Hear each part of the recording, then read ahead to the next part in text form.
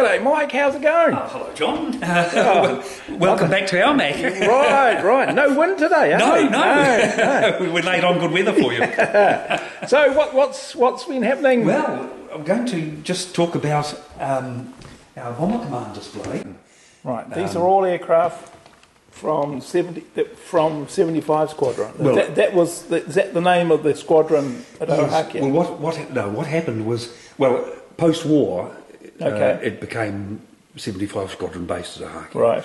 But prior to the war, the New Zealand government had ordered 30 Wellington bombers. These are Wellington built bombers. by Vickers Armstrong, Right. Armstrongs Limited.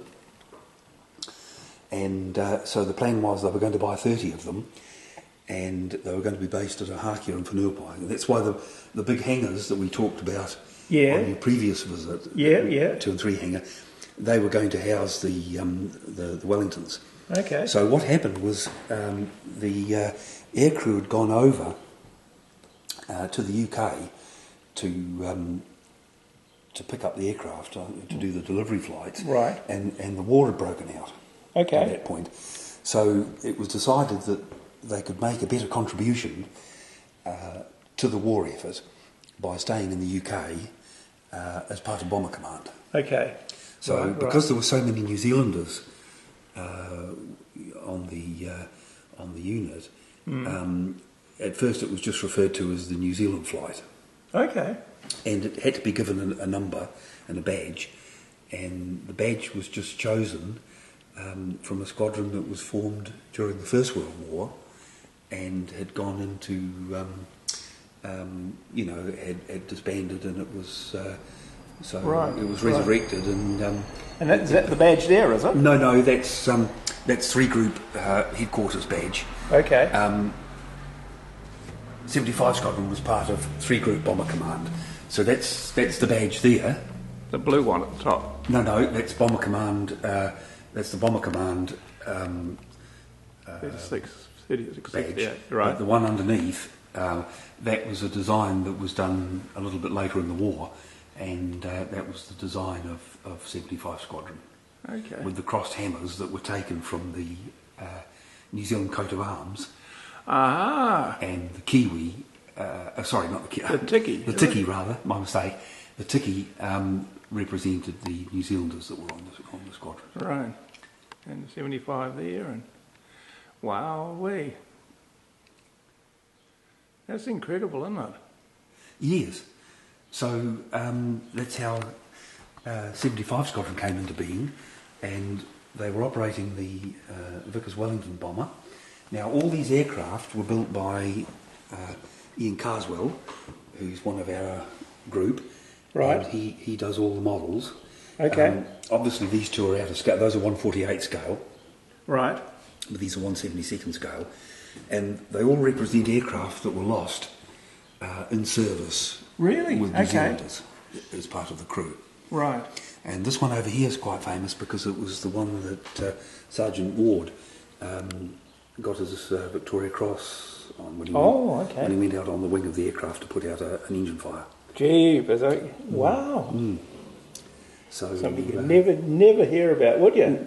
Well, I suppose it must be someone must have written a book about it. Yes. So it has been chronicled, yes. Okay. Now this aircraft is an Armstrong Whitworth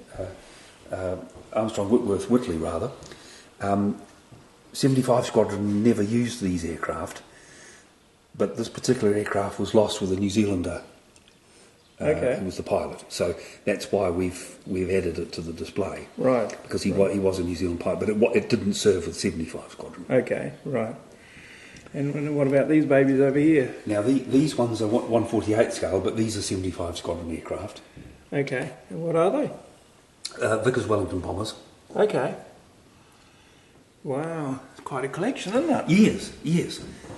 And after the Wellington, the squadron converted to the Short Stirling, which is this aircraft here. Right.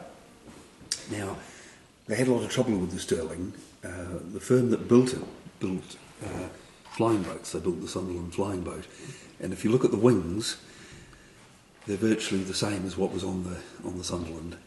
And Okay. the wingspan was reduced so that the aircraft could fit into the standard RAF hangar at the time. Right. And Okay. of course that affected its performance. Mm. So consequently, the Stirling couldn't attain a very high altitude. Okay. The other problem was that the height of the undercarriage was so great, because I think it's about 22 feet from the nose to the To the ground. to the really? ground, and the undercarriage was prone to collapse. Jeepers. They'd collapse. Yeah. So that was a problem, and also the bomb bay was compartmentalised. Okay. So that restricted the size of the bomb load that it could Yeah. carry. Right. And what about this baby here? Now this was what they converted to after the Stirling. Now this is the Avro Lancaster, which is probably the most famous bomber aircraft of World War Right. II. There's still some of these flying now, aren't there? No. No. No. I thought in the UK there must be a couple. Of them. Well, there's two that are one in Canada that's flying, and Right. one in the UK with the Battle of Britain Memorial flight. Yeah. Yes, But it's yes. only just flying, I think. Yeah. They've kept them flying, yes. Yeah. Yes, but sorry, I thought you meant with us Well, with us still in no, service. no. The French were the last, I think, to use the French Navy were the last to use the Lancaster. Okay. And that's how we got the one at Motat, All right. because they were using them to airdrop nuclear weapons at Mororoa. Gee. Because the Lancaster could carry a nuclear weapon. Right. It could carry half its own weight in bomb load, and it had such a strong main spar.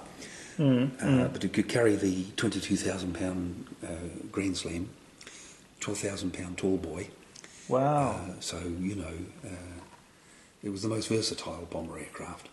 Okay. And these are all on display here at Ohakea.